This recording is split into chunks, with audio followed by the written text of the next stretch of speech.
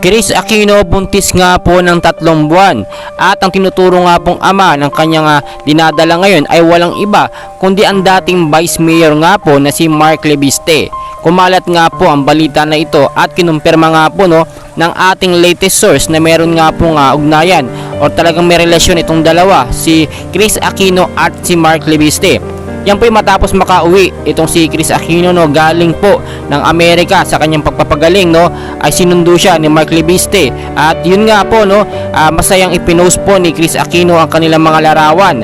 Pero agad din niya po itong binura dahil nga po baka pagkaguluhan at kung ano ang isipin sa kanila. Pero tila hindi nga po nakalusot sa mata ng mga tao, ng mga netizens ang ugnayan nila at kumalat po ang balita na nagdadalang tao daw po itong si Chris Aquino.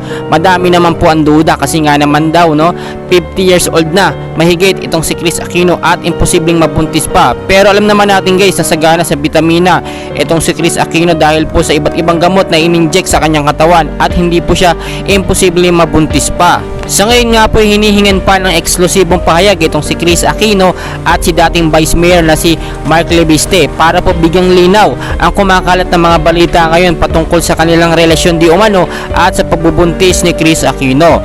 Magkagayon man guys nakakatuwa kung sakaling totoo nga na buntis itong si Chris Aquino at may relasyon sila ni dating Vice Mayor Mark Leviste. Well guys, patuloy ko po kayong i-update and don't forget po to like and subscribe sa ating channel. Maraming salamat po.